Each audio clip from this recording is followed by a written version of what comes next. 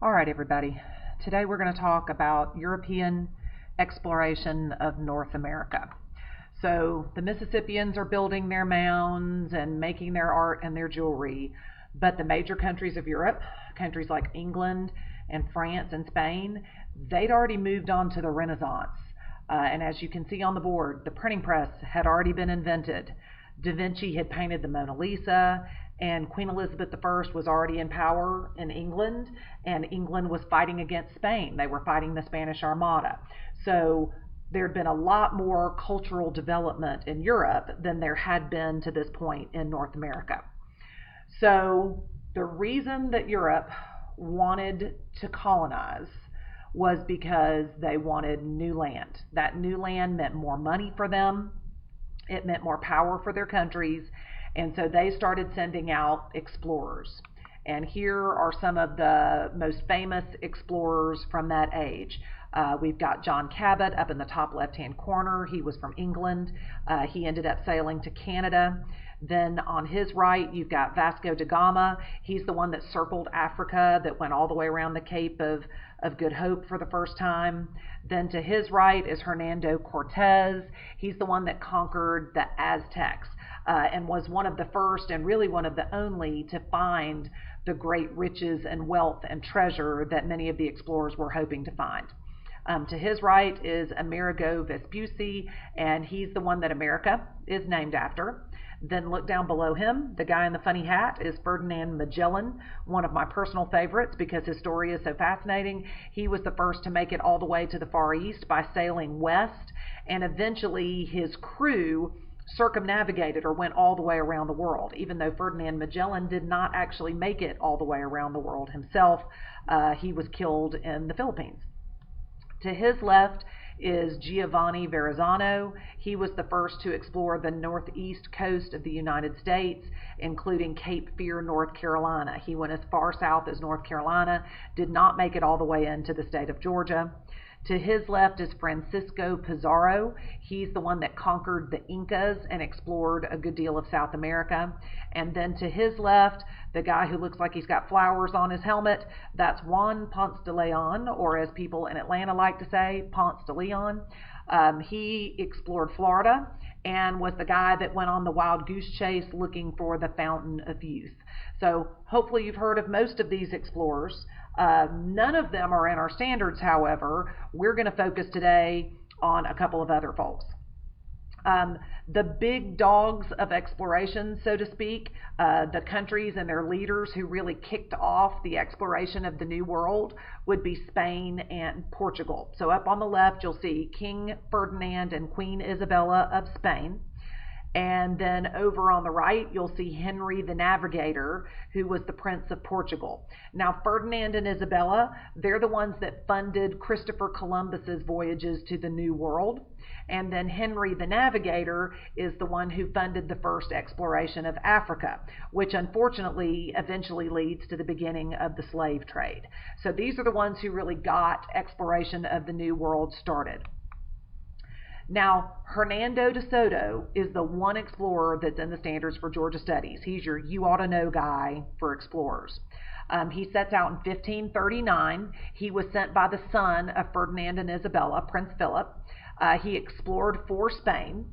He came to the south with 600 men, 200 horses, mules, dogs, and pigs. And the pigs, interestingly enough, were not for eating. The pigs were to kill snakes because he had heard that there were poisonous snakes all over the New World, and he wanted to make sure that he had something that would kill them. And apparently pigs and snakes don't mix, I guess. Your guess is as good as mine. He landed in Florida, and then he marched north into what is today Georgia. And the goal of his expedition was to find gold. The Spanish arrived in Georgia with guns. They wore armor, and they also brought disease with them, diseases that the Native Americans who were living in Georgia at that time had never been exposed to. So they killed thousands of natives living in Georgia between the guns and the disease. Their expedition did not find any gold. Hernando de Soto's mission is considered to be a failure because he didn't find any gold, and he actually ended up dying near the Mississippi River after getting into a fight with Native Americans that lived in that area. And his men actually buried him in the middle of the night because they were afraid that if the Native Americans who were following them saw that their leader was dead, that they would descend on them and wipe them out. So they buried him in the middle of the night, and then they took off and got out of here as fast as they could. Even though De Soto's march is considered to be a failure, it definitely changed the lives and the culture of the Native Americans that lived in Georgia forever. They could never unsee the things they'd seen. They could never, forget the guns and the horses and the other things that they were seeing for the first time, and it ended up having a profound and often negative effect on their culture. So Spain sends out explorers, and then next they send out conquistadors or soldiers to North and South America. Again, they brought disease, and these diseases almost wiped out the native populations. They brought guns with them and introduced those to the Americas. They also introduced alcohol to the Americas for the first time. Many Native Americans had never encountered alcohol before. The Spanish tried to enslave the Native Americans in order to force them to work to build cities and other things, but they were unsuccessful. So instead, they sent for African slaves. And over the next 400 years, 11 million slaves ended up being exported to America. The Spanish also established missions in many of the areas that they explored, including Georgia. So after Spain established a colony in Florida, they began moving up the coast into Georgia. And in 1566, they founded a mission on St. Catherine's Island. They called it Santa Catalina. They named the region that today is known as Georgia, Guale. That was the name that they gave to it. They also established notable missions on St. Simon's and on Sapelo Island. And the purpose of the Spanish missions was to convert the Indians to Catholicism. The whole gold, glory, and God saying really applies to the Spanish missions, to the Spanish explorers, and to Spanish settlement of the New World. They definitely wanted to find gold, they wanted to bring glory to their country, but they also wanted to spread their religion. So the main purpose of the Spanish missions was to convert the Native Americans living there to Catholicism. The Spanish were constantly fighting with the British, fighting over land. We'll talk about that a little bit in Notes 3. By 1685, all of the missions that they had founded along Georgia's coast had been abandoned. So the Spanish were completely gone from the coast of Georgia by 1685. Okay, so the French. The French also explored North America. Starting in the 1520s with Giovanni Verrazzano, who I mentioned earlier. He started out in Maine and then explored all the way down into what is today North Carolina. He was exploring for the King of France at that time. And a few years after his exploration, more French explorers showed up. And this time they were looking for something called the Northwest Passage. The Northwest Passage isn't real, but they thought it was, and they were hoping that it would be a shortcut that was all water, that you could take a boat all the way through North America from the Atlantic Ocean to the Pacific Ocean. Of course, they didn't find it because it didn't exist. But in the process, they settled the cities of Quebec in 1608 and Montreal in 1642. Later, they found the Mississippi River and followed it all the way down to the Gulf of Mexico. And then they claimed territory along the river and founded settlements in cities like Biloxi, Mobile, and New Orleans. The French ended up establishing a fur trading business with the Native Americans who lived in that area and built strong alliances with those tribes.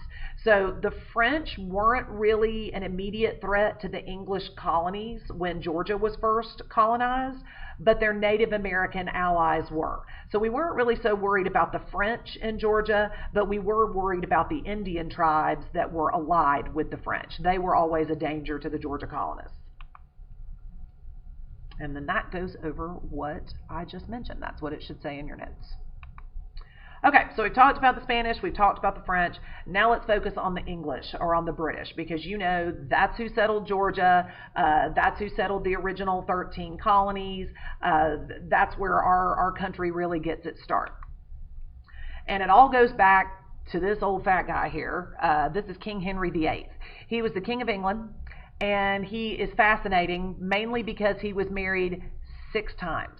Not all at the same time, but he was married 6 times. And 2 of his children from these marriages played a big role in the exploration and colonization of North America, and then later the colony of Georgia. So if you look at his wives, you got Catherine of Aragon, she was number 1. And then Anne Boleyn over there is number 2. Jane Seymour is number 3. Anne of Cleves is number 4. Catherine Howard, number 5. And Catherine Parr, number 6. He had children by his first 3 wives. The last 3 wives, he didn't bear any children with those 3 women. By his first wife, Catherine of Aragon, who, by the way, was the daughter of Ferdinand and Isabella, the King and Queen of Spain. Their marriage was an alliance between those 2 countries. He had a daughter with her, and then his daughter, Mary, eventually ends up being the Queen of England, but we'll get back to her in just a minute. His second wife, Anne Boleyn, he also had a child with her, a daughter, again. Her name was Elizabeth, and Elizabeth later goes on to become the Queen of England. Then his third wife, Jane Seymour, was the only one to give birth to a son. His son's name was Edward, and given the way things worked in the monarchy at that time, because Edward was a boy, after his father died, Edward was first in line for the throne. Well, Edward was always sickly. He was never well, and so he ended up dying very young, and so Mary, his sister, ends up taking over the throne. Let me switch real quick, and I'll show you the family tree so that you can keep all these people straight. You've got Catherine of Aragon, the first wife, over here on the left. She gave birth to a daughter, Mary, who later becomes Queen Mary I. Then we've got, down at the bottom, Anne Boleyn, wife number 2. She gives birth to Elizabeth, who later becomes Queen Elizabeth I, the Queen Elizabeth, considered to be one of the best monarchs in British history. Then up to your right, you've got Jane Seymour, wife number 3. She's the only one that ever gave birth to a son, and Edward goes on to become the King of England after his father dies. And then his other wives, Anne of Cleves, Catherine Howard, and Catherine Parr, are up at the top. King Henry VIII is also notable for starting the Protestant church in England. King Henry VIII had been raised Catholic, but because he wanted to divorce his first wife, Catherine of Aragon, he ended up founding the Church of England, which was a Protestant church. And for our purposes, when we refer to a church as being a Protestant church, it's going to mean that it is not a Catholic church, that it is a Christian church, but that it is not a Catholic church. The reason King Henry VIII wanted to divorce his wife was because he had fallen in love with Anne Boleyn and he wanted to get married again. Well, it was against the rules for Catholics to get divorced, and the Pope denied him the right to get divorced. So he did what any monarch would do. He just started his own church, made himself the head of that church, and one of the rules in his new church was that you could get divorced if you wanted to. So that's how he ends up divorcing Catherine of Aragon and marrying Anne Boleyn. And it's the beginning of the Protestant church in England. So after he dies, his son Edward ends up taking over the throne. But like I mentioned, Edward didn't live very, very long. Now, look, none of these people are in the standards. You're probably looking at this saying, seriously, Miss Winky, I've looked at the standards for this unit. This guy's not in the standards, neither are any of these other people. Well, there's a reason we care, because even though King Henry VIII didn't explore North America himself, his children are the ones that really began exploration of North America. Look over to the left. Catherine of Aragon, like I mentioned, was the daughter of Ferdinand and Isabella of Spain. Her daughter, Mary, ends up marrying, I know this is creepy, but just kind of bear with me, because marrying your cousin was not as big of a deal in the Renaissance period as it would be today. So her daughter, Mary, ends up marrying Prince Philip of Spain. And Prince Philip of Spain is the one who sent Hernando de Soto to Georgia. So that's how this is all connected back to exploration of Georgia. If you look over to the right, Anne Boleyn's daughter, Elizabeth, Queen Elizabeth I, she's the one who charters the colonies of Virginia and Roanoke, which were 2 of the first colonies to ever be established in North America. Then after she dies, James I takes over, and he's the one who colonizes the colony of Jamestown, which is the one that you guys have all heard of before. Then down below him, you'll see Charles I. Charles I colonized Carolina, and Charleston. And then much later on down the road, when George II is the King of England, he colonizes Georgia. So that's where Georgia ends up coming from. That's who Georgia is named after. So that's why we care. So these are pictures